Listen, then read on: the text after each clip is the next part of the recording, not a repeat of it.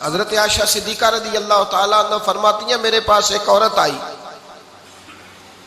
تو میں نے اس کے ساتھ 2 بیٹیاں تھی اس کی، میرے پاس 3 کھجوریں تھی، میں نے اس بی بی کو دے دی، 2 بیٹیاں تھیں۔ اس عورت نے کیا کیا، میں دیکھ رہی تھی، ماں تھی نا اور بیٹیوں کی ماں تھی،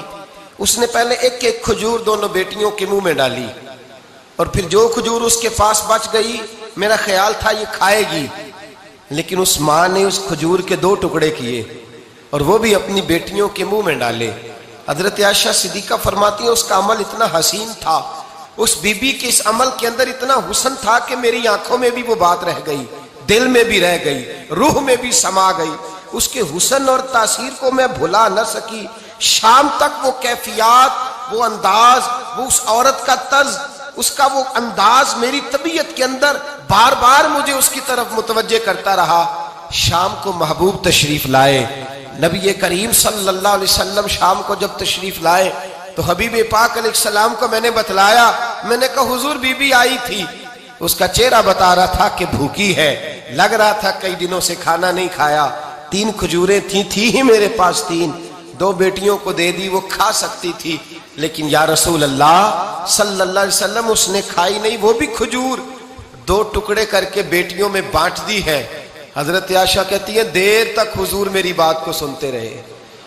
دیر تک میری طرف دیکھتے رہے، اس تصور کو، بیٹی کے پیار کے اس ذائقے دیر تک محبوب محسوس کرتے رہے،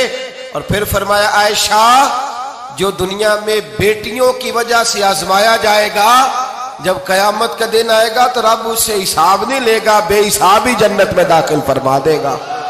اللہ پھر اس سے حساب نہیں لے گا جو بیٹی کے سبب سے آزمایا جائے۔ یعنی حضور نے باپ کو کہا کہ بیٹی کو مصیبت نہ سمجھنا، اگر کبھی اس کے میکے سے جھگڑے کا پیغام بھی آ جائے، اگر کبھی دوبارہ تجھے اس کی طرف پلٹ کر جانا بھی پڑے، میرے نبی پاک صلی اللہ علیہ وسلم سے کسی صحابی نے کہا تھا یا رسول اللہ بہترین صدقہ کون سا ہے؟ حضور بہترین صدقہ کون سا ہے؟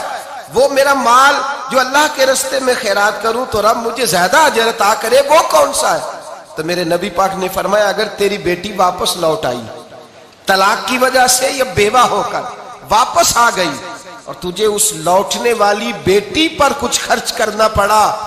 تو تیرے رسول کا وعدہ یہ ہے کہ اللہ تجھے اس روپے پر سب سے زیادہ اجر عطا فرمائے گا۔